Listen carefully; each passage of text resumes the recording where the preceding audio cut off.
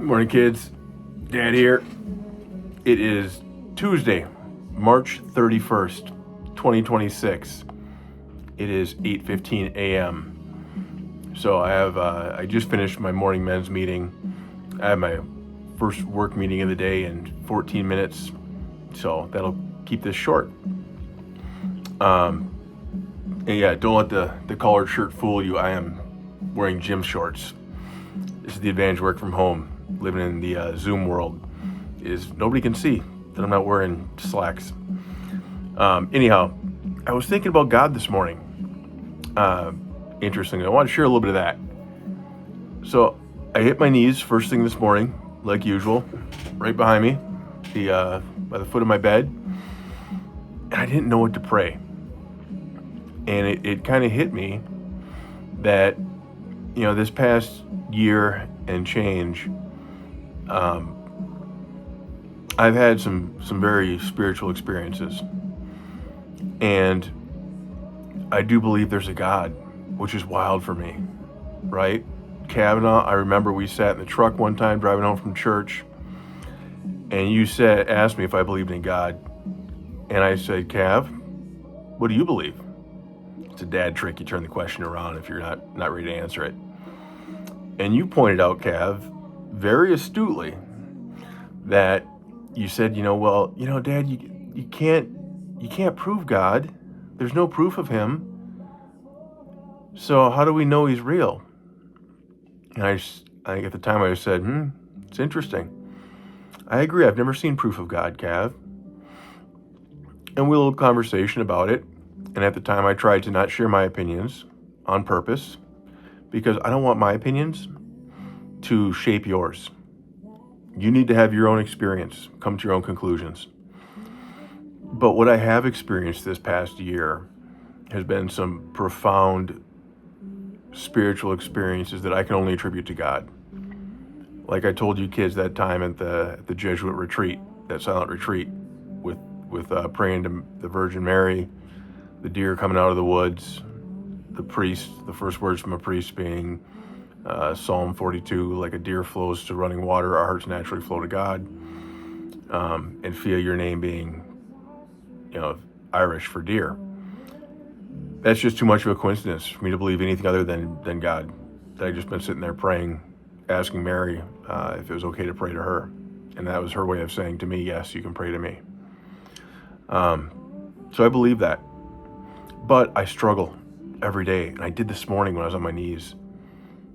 Because I have to admit, I don't understand God. I do not understand God. I cannot define and explain to you kids how God works, who God is, what God is, why God is. I can't explain any of that. And I don't really know how to pray. I really don't. There's a whole bunch of set prayers I've learned. All sorts of stuff in the Bible, all sorts of stuff in other books that are set prayers, like the Lord's Prayer. Our Father, who art in heaven, hallowed be thy name. I know them all. I'm familiar with them all. But I don't know, is that the right way to pray? So when I pray, it tends to be more of a conversation with God, where I'll just say what's ever on my heart, on my mind. And it tends to be very much from a place of I don't ask for things for myself. I ask for things for others. I ask for God to help me to be of service to others. I ask for God to alleviate my character defects, which is a fancy word for my failings, my bad instincts, my bad habits. I ask him to alleviate those in order to be able to better help other people. So this morning when I was praying, I actually just basically prayed kind of in a version of what's called the Merton Prayer. And Kavanaugh, there's a good one for you to look up, the Merton Prayer. Look up the Merton Prayer, Cav. That's your homework if you ever see this video. The Merton Prayer basically says, God, I have no idea what the heck I'm doing. I have no idea who you are. I do not know if I please you, but I do believe that my desire to please you does indeed please you. And I trust that you'll be there for me.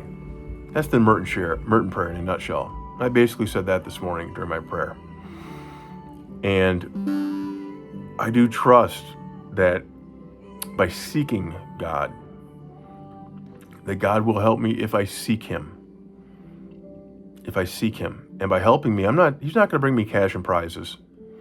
He's not going to bring me a new car and a $1 million home and make me a TikTok star, all those silly things. The way God will help me is by helping me find peace and love and to be in harmony with the world and with His plan. That's the works that He'll do for me. And in order to receive those blessings, what I have to do is seek Him, not find Him. I do believe that. I do believe that the process of seeking God is what matters. And as long as I continue to make that honest, earnest effort every day, hitting my knees, praying multiple times a day, meditating, to listen, what does God want here? What does God want for me? What is His plan? And by accepting His plan and getting myself in harmony with it, in alignment with it, not Ryan's plan, not what I want. I tell God my plan, He laughs. He laughs. He says, "Oh, Ryan, I got so much better in store for you." And He has this past year and a half. Like you kids wouldn't believe. You may not see it every day while we're apart, but God's got some amazing plans at work. He's got some amazing blessings He's been doing. And it's because of the seeking, not the finding. So kids, if you see this video sometime, I hope that it may just lead you to pause for a moment and just maybe ask yourself, what am I doing today to seek God? So anyhow, those are my thoughts this morning. Heavy in my heart. Love you kids so much. I will talk to you soon.